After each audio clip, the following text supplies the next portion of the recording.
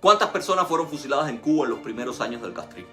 No hay números claros. Si nos guiamos por los datos de organizaciones como Archivo Cuba, hablamos de más de 3.000.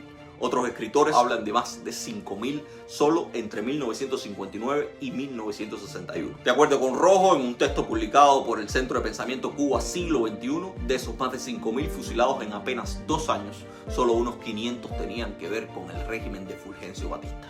Pero lo cierto es que la incertidumbre se ha profundizado porque quienes podrían ofrecer los datos exactos, o sea, quienes indicaron y protagonizaron esos fusilamientos, han preferido mantener los números en la sombra. En declaraciones reseñadas por la BBC en 2016, el oficialista Instituto de Historia de Cuba, a través de su presidente René González, señaló que los fusilados fueron muchos menos que los que se reseñan extraoficialmente. El funcionario castrista no ofreció tampoco un número específico, pero sí dijo que todos habían sido fusilados en el marco de la ley, con transparencia y causas probadas. Pero más allá de los debates sobre el número, que siempre serán importantes porque no estamos hablando de pollos o mandarinas, sino de personas muertas, hoy traigo a colación el tema de los fusilados por otros dos motivos fundamentales. Para recordar una fecha histórica trascendental en ese proceso y para ayudarnos a pensar en el tipo de justicia transicional que queremos en una Cuba futura. Si quieres enterarte por dónde va la reflexión, acompáñame hasta el final de este video, pero primero dale like y compártelo para que otros también puedan disfrutar de lo que hacemos. Acuérdate también que puedes siempre dejarnos alguito a través de nuestra cuenta de PayPal o mediante un super chat, un gracias o unas estrellas monetizadas si nos ves por Facebook. Nos vamos a una pausa y enseguida estamos de vuelta.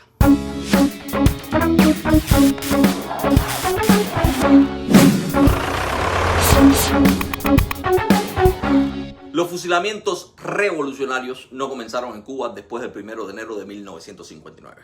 Ya desde la Sierra Maestra, el castrismo había implementado un sistema de justicia castrense que incluía ejecuciones. No obstante, como es lógico, la fase de la justicia revolucionaria en la Sierra Maestra ha sido mucho menos divulgada y defendida por el castrismo. Pero lo que sí está claro es que a partir de los primeros días de enero de 1959, los fusilamientos y ahorcamientos que hasta entonces se habían realizado a la sombra de las montañas se volvieron una práctica pública, pues así como tuvieron que mantenerse ocultos para que el castrismo pudiera alcanzar el poder, también tuvieron que ser publicitados para que pudiera conservarlo. De este modo, el paredón se transformó en una versión tropical de la guillotina francesa con la misma función: paralizar mediante el terror cualquier atisbo de rebelión que pudiera quedar o surgir entre los cubanos. Así, las primeras víctimas públicas del castrismo fueron militares y policías, seguidas de funcionarios y otras personas vinculadas al régimen anterior. Luego fueron ejecutados ciudadanos comunes bajo el pretexto de haber sido simpatizantes de Fulgencio Batista. Y cuando los supuestos enemigos anteriores se habían agotado, el castrismo no dudó en recurrir a quienes otrora fueron sus amigos, pero comenzaron a enfrentársele cuando dejaron de compartir los rumbos hacia el comunismo que estaba tomando el movimiento. Quizás uno de los casos más emblemáticos en ese sentido es el del comandante del ejército rebelde y fundador del Frente del Escambray, Plinio Prieto Ruiz. Después que Plinio rompió con el castrismo por considerar que iba camino a una nueva dictadura, se alzó de nuevo en el Escambray y, producto de una delación, fue detenido en el poblado de Cumanayagua, en Cienfuegos, en octubre de 1960. 10 días después de ser detenido, fue puesto frente a un tribunal revolucionario y, de acuerdo con el testimonio de su propia madre recogido por el periódico Avance en marzo de 1961, Plinio fue fusilado antes de que fuera dictada públicamente su sentencia. María Caridad Ruiz, la madre de Plinio, aseguró a Avance que en una transmisión de radio y mucho antes de que se celebrara el juicio, José Pardo Llada, el famoso periodista que después también terminó adversando el castrismo y exiliándose en Colombia, aseguró que los 4 acusados del juicio de Plinio serían condenados a muerte. La señora María Caridad aseguró además que había ido a ver al presidente del tribunal, pero solo la había recibido una hermana suya que, llorando, le dijo que su hermano no podía hacer nada porque Juan Escalona, por entonces ayudante de Raúl Castro y después fiscal general cubano y de la famosa Causa 1 de 1989, había traído la sentencia ya hecha desde La Habana. Así eran los juicios y procedimientos revolucionarios, espacios en los que realmente muchas de las víctimas pudieron señalar directamente a sus victimarios, como aquel espectáculo desarrollado en el Palacio de los Deportes, hoy Ciudad Deportiva, donde se juzgaron a varios de los principales victimarios del régimen anterior, como el comandante del ejército Jesús Sosa, acusado de haber cometido crímenes de guerra durante sus tiempos combatiendo a los rebeldes en la Sierra Maestra. Sin embargo, también existen evidencias de que no todos los fusilados en los primeros meses de la revolución fueron juzgados ni tan siquiera mediante los procesos sumarísimos establecidos en la ley implementada por el ejército rebelde. E incluso hay evidencias, como las contadas por la madre de Plinio Prieto, de que muchos de los juicios revolucionarios fueron un show en el que las sentencias se imponían o anulaban a voluntad de los altos mandos del castrismo. Quizás el ejemplo más elocuente en ese sentido es el juicio de los aviadores. Así se dio a conocer en la prensa. Es un juicio que tuvo lugar en Santiago de Cuba entre finales de febrero y los inicios de marzo de 1959. En el juicio se juzgaron a más de 40 acusados, entre pilotos, artilleros y mecánicos de la Fuerza Aérea Republicana. Se les acusaba, entre otras cosas, de asesinato y genocidio por haber bombardeado y ametrallado distintos poblados del oriente del país, como Sagua de Tánamo. Lo que pasó en Sagua de Tánamo en diciembre de 1958 fue reseñado con posterioridad en enero y los primeros meses de la revolución por la prensa del país. En los reportes se hacía mucho énfasis en el papel de la aviación en lo que allí había acontecido. Y por supuesto, eso caldeó mucho más los ánimos en torno al proceso en contra de los aviadores. Antes, durante y después del juicio de los aviadores, la prensa cubana de entonces no paró de mostrar imágenes de los estragos ocasionados por la aviación en Sagua de Tánamo. A esta última localidad la prensa llegó a llamarle la Lídice de Cuba, en alusión al pueblo checoslovaco que fue arrasado por el nazismo durante la Segunda Guerra Mundial. Sin embargo, a pesar de este ambiente hostil en contra de los aviadores, el Tribunal Revolucionario que los juzgó en primera instancia decidió absolverlos de todos los cargos. Durante el primer juicio, la defensa hizo un gran trabajo. Entre los abogados de ese primer juicio estaban actuando algunos de los mejores juristas de la Cuba de entonces. Algunos de ellos habían ya tenido experiencia en otros juicios revolucionarios muy publicitados y otros habían incluso defendido a algunos de los asaltantes al cuartel Moncada en el juicio que se les hizo en 1953. Por ejemplo, entre los abogados destacaba Arístides de Acosta, que había sido el abogado del comandante Sosa Blanco en el juicio de la Ciudad Deportiva que ya les comenté. Pero en el juicio de los aviadores, los abogados hicieron uso de las herramientas y la experiencia que por años habían acumulado en los tribunales cubanos y defendieron la idea de que no había pruebas indubitadas de que los acusados hubiesen sido los responsables de las muertes que se les achacaban. Muchos de los pilotos que participaron en los combates que se investigaban en el proceso habían abandonado el país en los primeros días de enero y no habían podido ser capturados. Y una de las tesis de los abogados entonces era que, ante la ausencia de algunos implicados, la pluralidad de acusados y las características de los ataques aéreos, no se podía determinar específicamente quién de los acusados era responsable de cada una de las muertes y los daños que se imputaban en el proceso.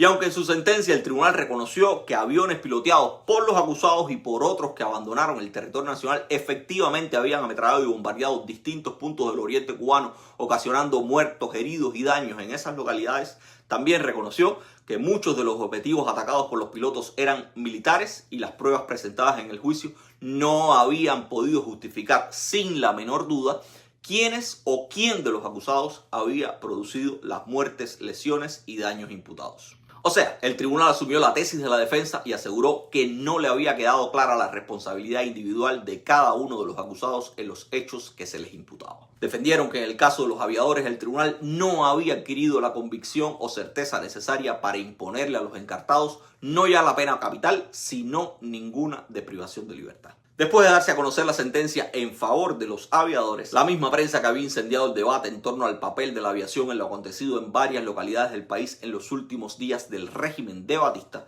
criticó duramente la decisión del tribunal. El 15 de marzo de 1959, la revista Bohemia publicó una pequeña nota complementaria bajo el título "He aquí la obra de los inocentes aviadores". Y para justificar su titular, acompañó dos fotos que ilustraban cómo habían quedado algunas edificaciones del Central Manatí después que los días 1 y 2 de diciembre de 1958 la aviación de Batista le hiciera lo que la revista calificó como una visita.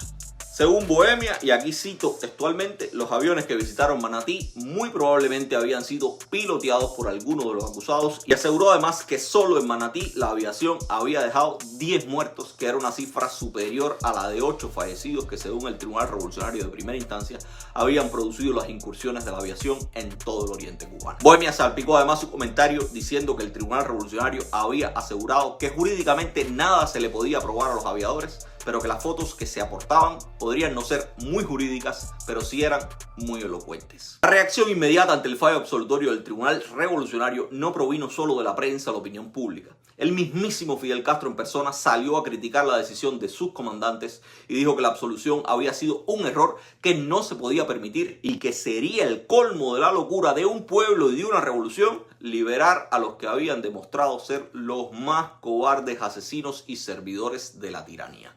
Dijo además que los tribunales revolucionarios no necesitaban más evidencias que los pueblos y aldeas destruidos y las decenas de cadáveres de niños y mujeres asesinadas por balas y bombas. Y más o menos eso fue lo mismo que dijo Bohemia días después, cuando aseguró que las fotos de los edificios destruidos no eran jurídicas, pero sí elocuentes. In front of the presidential palace in Havana, nearly 1 million people, which is just about the whole population of this capital city, gathered at the bidding of their new leader, Fidel Castro. The summary courts-martial and executions of Batista followers have brought criticisms from abroad, especially America. Castro wanted to know how his countrymen felt on the subject, and the hysterical reception shows that Cubans would support just about anything he did.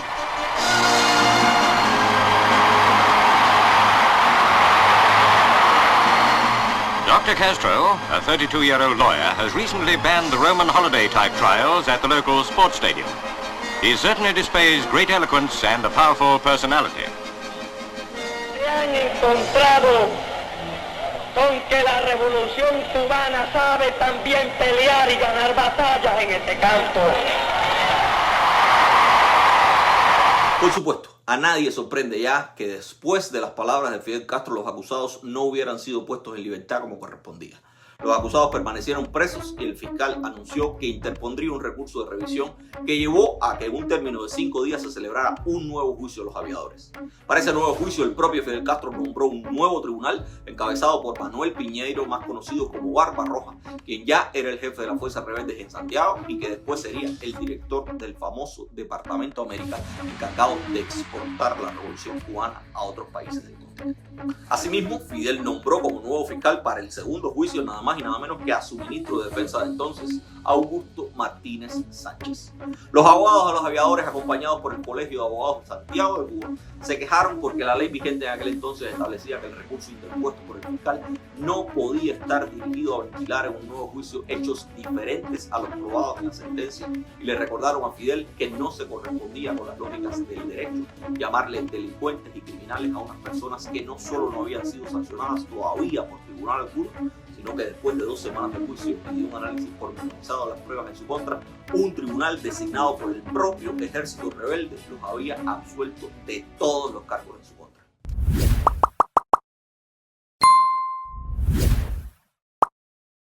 Pero sin importar las quejas de los abogados, después de las palabras de Fidel y del clima que se había generado en torno al primer fallo absolutorio, el desenlace era esperado.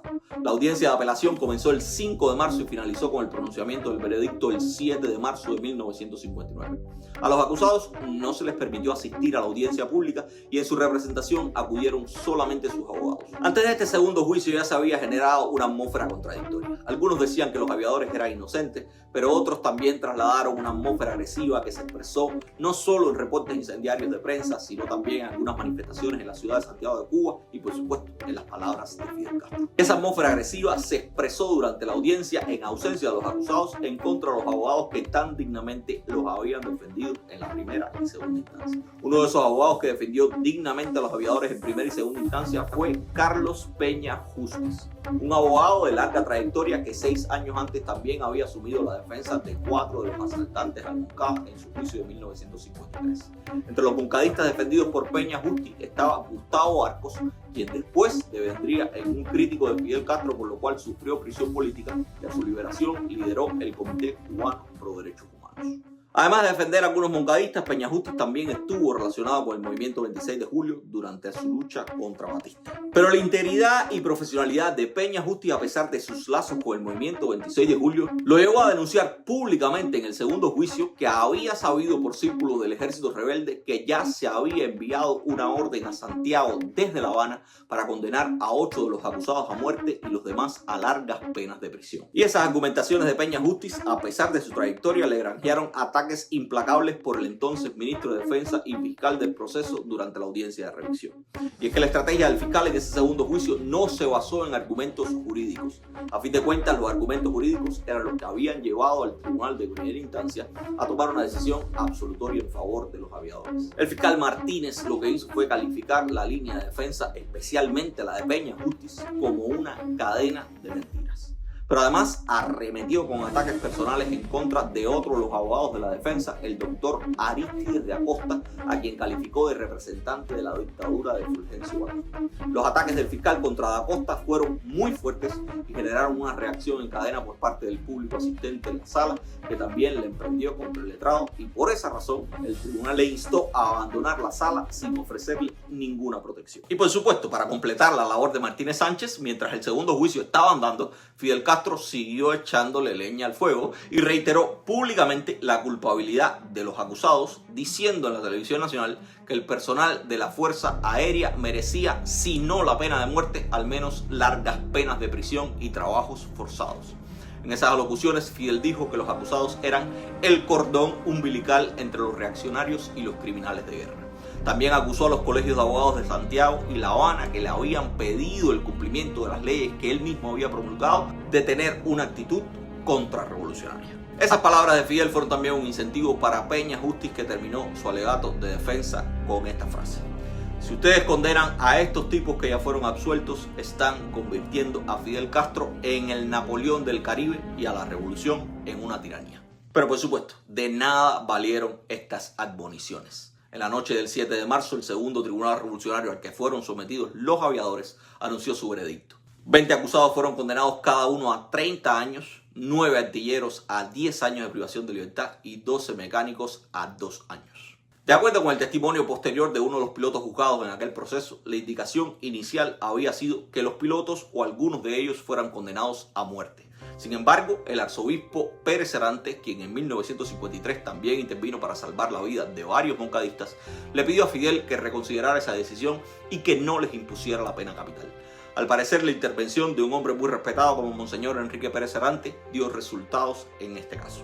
Los aviadores estuvieron en prisión al menos 20 años. Los primeros fueron liberados como parte del intercambio de prisioneros políticos que se inició durante la era Carter en la segunda mitad de la década de 1970. Pero el juicio de los aviadores significó además un parteaguas entre el castrismo y algunos de sus más importantes partidarios. Los más llamativos pueden ser los casos del comandante del ejército rebelde Félix Pena, quien fue el presidente del primer tribunal que absolvió a los aviadores. Apenas un mes después de que fuera dada a conocer la condena de los aviadores, el 15 de abril de 1959, la prensa notificaba que el presidente del tribunal de primera instancia, Félix Pena, se había suicidado dentro de su auto estacionado en la esquina de calle 21 y 84 en Marianao, La Habana. El jefe de la Fuerza Aérea entonces, Pedro Luis Díaz Lanz, declaró a la prensa que Pena había dejado una carta para explicar su trágica decisión y justificarla en motivos personales. Sin embargo, hay muchas personas que consideran que Pena fue asesinado, y para ello esgrimen varios argumentos. Uno de ellos fue que el tiro que le ocasionó la muerte fue en el pecho y que, atendiendo el lugar de entrada del proyectil, difícilmente Pena pudo haberse autoinfligido esa herida. También muchos aseguran que Pena no tenía ningún motivo para suicidarse. Tenía fecha de boda programada para dentro de una semana después de su muerte,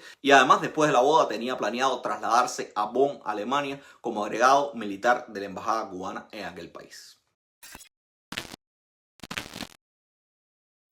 Otro de los miembros del Tribunal de Absolución, el también comandante del ejército rebelde Antonio Michel Yabor, después de la muerte de Pena, terminó renunciando a sus cargos y grados y tiempo después salió al exilio. Su carta de renuncia es un documento que refleja lo que ya en fecha tan temprana como abril de 1959 sentían varios de los que habían hecho la revolución junto a Fidel Castro. Uno de los párrafos de esa extensa carta aseguraba: he visto con creciente dolor cómo las fuerzas que combatieron al comandante Pena y lo llevaron al sacrificio de su vida han ido ganando potencia día a día hasta convertirse en los factores decisivos y determinantes del actual momento. Cómo las limpias aspiraciones de la revolución son sustituidas por planes de factura extraña que apuntan a un plano totalitario. Como poco a poco los que no comparten esos planes son desplazados o eliminados. Por estas y otras cosas no me queda otro remedio que renunciar y el exilio. Por su parte, el abogado Peña Justice, que tan duramente había criticado a Fidel durante su alegato de defensa, calificándolo como el Napoleón del Caribe y a la revolución como una nueva tiranía, Fue encarcelado un poco después, acusado de conspirar contra la revolución con otros abogados. En 2009, el Nuevo Herald publicó el testimonio de uno de los aviadores enjuiciados en aquel fatídico juicio, Guillermo Esteves. En ese testimonio, Esteves aseguraba que estando preso en el presidio modelo de Isla de Pinos, compartió prisión con Pérez Justiz, quien le contó que un tiempo después del juicio había sido arrestado y trasladado a Arroyo Blanco, un centro de detención, torturas y fusilamientos cercano a la ciudad de Guantánamo. Le aseguró además que allí había sido humillado y torturado de múltiples formas. Según el testimonio de Esteves, Peña Justiz le contó que le infligieron repetidamente la tortura del agua metiéndole la cabeza en una poceta hasta casi ahogarlo. Pero peor aún, de acuerdo con el testimonio de Esteves, Peña Justiz le aseguró que había sido llevado al lugar de las ejecuciones y lo habían atado a uno de los postes de ejecución junto con otros reos. Y una vez allí, los tribunales daban la orden de preparen, apunten fuego, tronaban los fusiles, daban incluso el tiro de gracia, fusilaban a sus compañeros, pero él permanecía vivo. Y lo dejaban vivo solo para recordarle que la próxima sería de verdad. Y entonces en un momento determinado llegaron a la puerta de la galera con mi nombre. Y por supuesto, bueno, prepárate que ahora llegó tu momento de que te vamos a fusilar. Bueno, ahí todo el mundo se fue a saludarme, a despedirme en la puerta. Entonces, bueno, me mandaron a caminar con 4 guardias, con los fusiles cargados, por un camino. Ahí estuve caminando, yo te diría 5 o 10 minutos, no me recuerdo el tiempo, ¿no? Y amenazando, bueno, llegó tu final, te vamos a fusilar. Yo en la espera del impacto más que los disparos, ¿no? Porque cuando llega el impacto yo suponía que se terminaba Alberto Müller. En un momento determinado me mandan a parar, vírate de frente, y digo, bueno, ahora sí llegó el momento. Y entonces yo siempre en la espera de los impactos. O sea, cuando te van a fusilar, tú dices, bueno, cuando reciba los impactos, Alberto Müller terminó su jornada de vida, ¿no? Pero los impactos no llegaron. Pero si bien estos ejemplos nos pudieran parecer el resultado de un proceso avanzado y que fue radicalizándose con el tiempo, lo cierto es que esa fue la tónica de la justicia revolucionaria desde los mismos primeros días del triunfo de la revolución. Y cuando digo primeros días estoy siendo literal. En la madrugada del 12 de enero de 1959 se produjo la que ha sido calificada por muchos como una masacre. Una jornada de 8 horas de fusilamiento de más de 70 personas en la Loma de San Juan, en Santiago de Cuba. Esos fusilamientos siguieron a las decenas de detenciones de partidarios de Fulgencio Batista y miembros de las Fuerzas Armadas y la policía que fueron detenidos y acusados de crímenes de guerra y otros abusos en los primeros días de enero de 1959. Según un artículo publicado el 26 de enero de 1959 por la revista estadounidense Time, la mayoría de esos acusados eran asesinos probados que disfrutaban infligiendo dolor a sus víctimas y que para extraer secretos de los rebeldes capturados arrancaban uñas, carbonizaban manos y pies y usaban la castración como un método de tortura. No obstante, otras fuentes como la organización cubana Archivo Cuba, encargada de recopilar información acerca de las víctimas de la dictadura de Fulgencio Batista y Fidel Castro, alega que muchos de los acusados que fueron ultimados en esos primeros días y meses posteriores al triunfo no habían estado vinculados a hechos de sangre en el régimen anterior. Y lo peor es que muchos señalan que los primeros fusilamientos que se produjeron fueron inconstitucionales porque la Constitución de 1940, vigente al momento del triunfo el 1 de enero de 1959 y que Fidel Castro había prometido restaurar, proscribía de forma general la pena de muerte.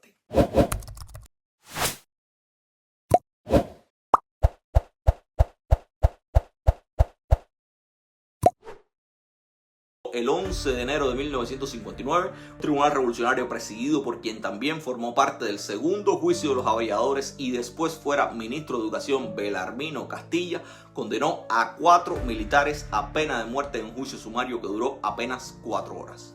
En ese juicio, Jorge Papito Cerquera, quien después fue uno de los protagonistas del Quinquenio Gris y uno de los censores más trascendentales de Cuba, actuó como fiscal. Testimonios de testigos presenciales aseguran que el juicio se desarrolló en un ambiente de circo. El arzobispo me llamó y me dijo, tiene que ir a la audiencia. Estamos hablando de Pérez Cerantes. Pérez Cerantes. Tiene que ir a la audiencia a ver que van a hacer un juicio contra varios militares a las 10 de la noche. El que estaba en ese momento, disculpen las interrupciones, era Raúl Castro, el que estaba frente a la plaza. Entonces, sí, pero escondido, junto con Barbarroja. Entonces, yo fui a la audiencia y me senté junto al fiscal para ver bien cómo se maniobraba el juicio. Y entonces estuvieron allí hasta las 2 de la mañana echando cosas contra 4 militares, nada más, 4 militares. Eran 4 los que estaban siendo Eran acusados. 4 nada más. Y echándole culpa y culpa y culpa y culpa, no tuvieron quien los defendiera ni nada, y hasta que por fin Fue un juicio sin abogado defensor. sin abogado defensor, sin abogado defensor.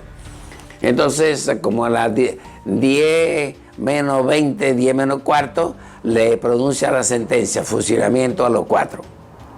Pero ese fusilamiento a los 4, que todo el mundo creíamos que lo iban a hacer en otro lapso de tiempo, que lo iban a hacer después con una defensa, como se hacían los juicios, con un abogado defensor, con una apelación, nada de eso existió.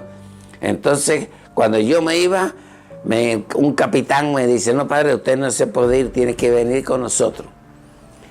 Y yo creía que era, vamos a ir a Boniato a dejar a los 4 presos en Boniato hasta el nuevo juicio. Esa fue mi idea.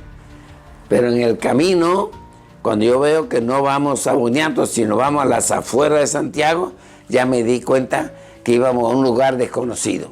Y el lugar desconocido era la Loma de San Juan. Esta persona que vimos hablando y que lamentablemente ya también falleció era el padre Chaveve, un sacerdote católico muy activo en la lucha contra Batista, ayudante del arzobispo de Santiago de Cuba, Enrique Pérez Cerante. Chaveve fue testigo y asistió a muchos de los fusilados en la Loma de San Juan y asegura que al terminar el juicio de los 4 militares salieron directamente para el campo de tiro donde los iban a fusilar. Y que una vez que llegaron a ese campo de tiro, que resultó ser un campo de tiro al lado de la Loma de San Juan en Santiago de Cuba, comenzaron a llegar camiones con otras personas que, según el padre Chaveve, no habían sido juzgadas, pero que también terminaron fusiladas esa misma madrugada. Llegamos allí y eran ya como las 2 de la mañana. Y cuando llegamos allí, vemos que había un montón de jipis. No había luz eléctrica, no había teléfono, no había nadie. Era un monte, había ese hueco, y delante de ese hueco una colección de jipis de todo tipo, y nada más las luces de los jipis, y allí se comenzó entonces a las 2. Pero cuando bajaban de un camión blanco, que yo nunca lo había visto, ahí traían a un montón de presos más. O sea, aparte de los 4, llevaron más. Sí, señor, 50 y pico hasta llegar a la cifra de 71. Cuando yo hablé con el capitán, sin darse cuenta, me enseñó la lista y habían borrado uno. Así que uno que escribió en la máquina de escribir borró a un amigo suyo. Y fueron 71. La prensa siempre dijo 72, pero es mentira. Fueron 71 los que se fusilaron allí. Padre, usted nos acaba de relatar que 4 personas fueron procesadas y condenadas a muerte y llevadas a la Loma del San Juan. Todos estos hombres no fueron procesados en ningún momento, ¿no? Ninguno. Ningún juicio. Ninguno, eso los recogieron, no se sabe dónde. Varios venían con toallas. Varios tenían. Una de esas toallas me la dieron a mí para meter todos los regalos que le tenía yo que dar a las esposas de ellos. Me dieron una toallita ahí. O sea, las cosas que ellos le dejaron para que usted Sí, porque eso vino en la sucesión de los hechos. Al principio no, por la sucesión que quieren darle a su esposa el anillo y el reloj y cosas. Yo le dije, yo no tengo memoria para decirle a cuál pertenece a eso. Yo iré por la radio y llamaré a las esposas de ustedes. ¿Y lo pudo hacer? Sí. Al terminar enseguida y esa misma tarde, yo fui a la radio mía, que todavía no había sido tomada por Castro, y lo convoqué a todos los familiares a la iglesia catedral, que yo tenía muchos regalos de ellos, de sus seres queridos, y que ellos en su conciencia tenían que separar lo suyo y dejar los otros. Y repartí todos, de los 71, todas las cosas que me dieron. Una versión diferente a la del padre Chaveve fue ofrecida en el texto publicado por la revista Time a finales de enero de 1959.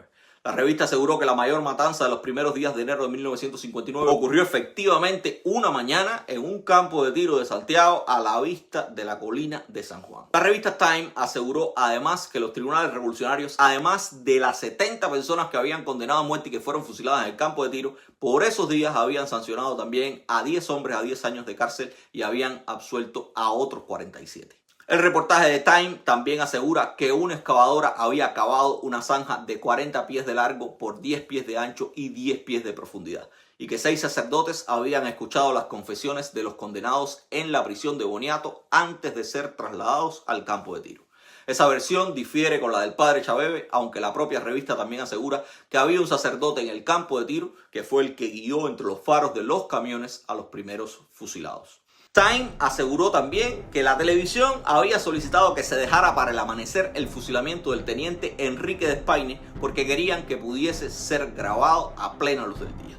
Despaine había sido uno de los acusados del juicio de 4 militares del que sí hay registros y que fuera celebrado en la noche del 11 de enero. Ernesto Despaine había sido acusado de haber cometido 53 asesinatos.